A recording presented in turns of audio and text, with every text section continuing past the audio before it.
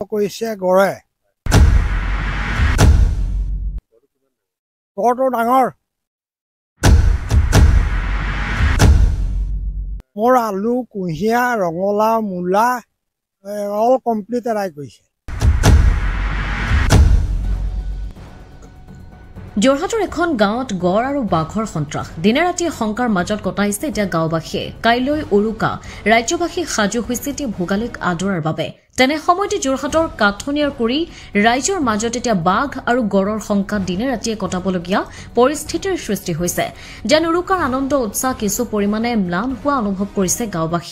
গাঁওবাসীৰ মতে এতিয়ালৈকে কেইবাটাও পশুধনক আক্ৰমণ কৰিছে গড় আৰু বাঘে গাঁওবাসীৰ মতে উক্ত স্থানলৈ বন বিভাগ আহিছে কিন্তু এতিয়ালৈকে কোনো সুফল লাভ কৰা হোৱা নাই বৰ্তমান গাঁওবাসীয়ে ৰাতি ওলাবলৈ ভয় কৰিছে কেজানি গড় আৰু বাঘৰ আক্ৰমণ লক্ষ্য হ'ব পাৰে গাঁৱৰ ৰাইজ এই গড় আৰু বাঘৰ সন্ত্ৰাসৰ মাজতে গাঁওবাসী আগবাঢ়িছে এতিয়া ভোগালীক আদৰাৰ বাবে ব্যুৰ ৰিপৰ্ট পোহৰ লাইভ 8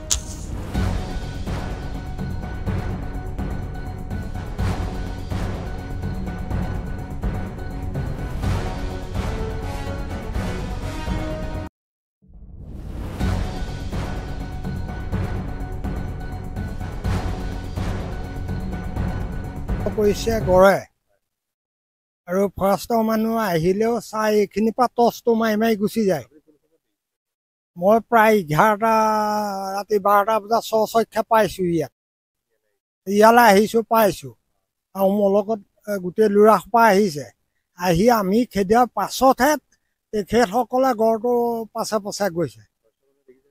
ফৰেষ্টৰ মানুহে দেখিছে তাৰ আমাৰ পাছতহে গৈছে তাহাঁতি আঁতৰে ঘূৰে আমাৰ সোপাইহে হাবিত সোমাইগে গড়টো ডাঙৰ তেনেকুৱা গড় মই তাতো দেখা নাই কিজানি ইমানেই ডাঙৰ মোৰ আলু কুঁহিয়া ৰঙালাও মূলা অল কমপ্লিট এৰাই কৰিছে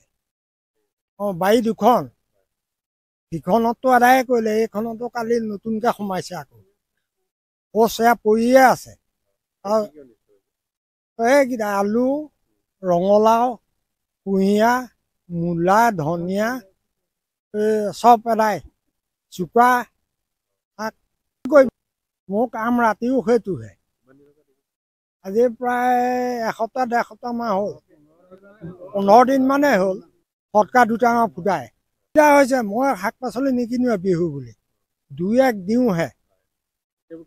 চব ক্ষতি কৰিলে মোৰ একোৱে নাই আৰু বাঘেও 2টা গৰু পোৱালি মাৰি এদাই কৰি দিলে পথাৰত এটা কালি মাৰিছে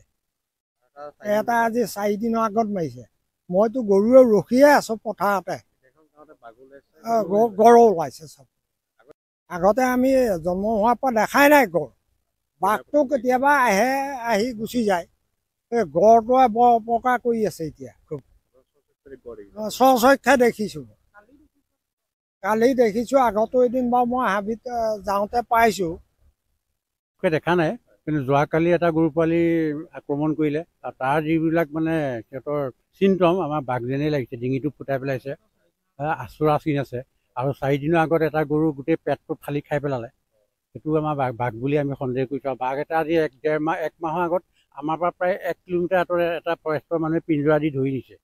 সেইকাৰণে বাঘৰ পোৱালি ইয়াত আছে বুলিও কৈছিলে তেওঁলোকে কাইলৈ বিহু এতিয়া সেই মানুহবিলাকে মানে গৰু চৰু মেলিব পৰা নাই অসুবিধা মানে সব ফালৰ পৰা অসুবিধা আছে বাঘৰ অসুবিধা গড়ৰ কাৰণে অসুবিধা আপোনালোকক এতিয়া এই গড়ৰ খোজ আমি দেখুৱাইছোৱেই আৰু অনিষ্ট কৰা শস্যবিলাকো দেখুৱাইছোঁ আৰু মানুহো তেনেকৈ পথাৰলৈ আহিব পৰা নাই ভয় বিহুত মানে এটা উত্তেজনা মানে চেপা উত্তেজনাই বিৰাজ কৰিছে আৰু ফৰেষ্টৰ মানুহ আহে নহা নহয় কিন্তু তেওঁলোক গাড়ী লৈ আহে আকৌ অলপ দেৰি ৰৈ পেলাই ৰাস্তাৰ পৰা গাড়ী লৈ গুচি যায় তেওঁলোকে কোনো মানে এতিয়ালৈকে একশ্যন লোৱা নাই সৰু ল'ৰা ছোৱালীও পথাৰত আগতে খেলে এতিয়া ধৰক খেল চেল কৰিবলৈ সিহঁতি ভয় কৰিছে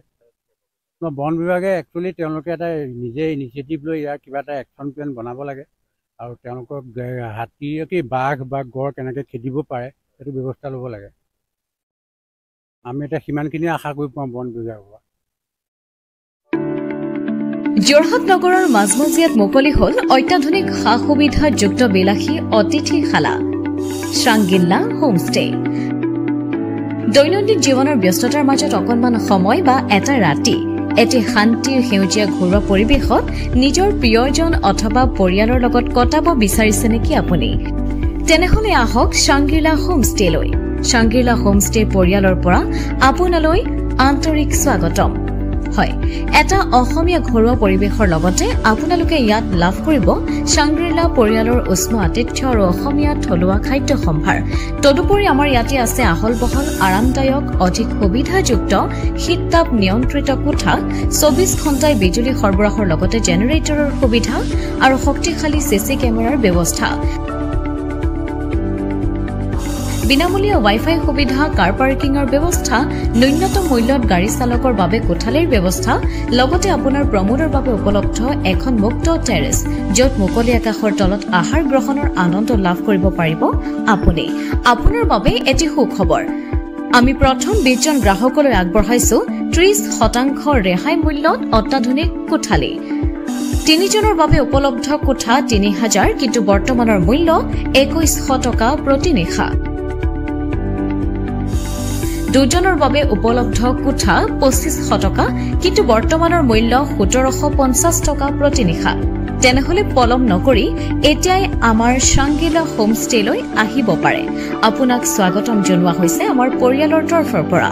অধিক জানিবৰ বাবে আমাৰ যোগাযোগ নম্বৰত যোগাযোগ কৰক। আমাৰ ঠিকনা DCB ৰোড, হেমবৰুৱা পথ, তৰাজান কাকতি গাঁও, যোৰহাট।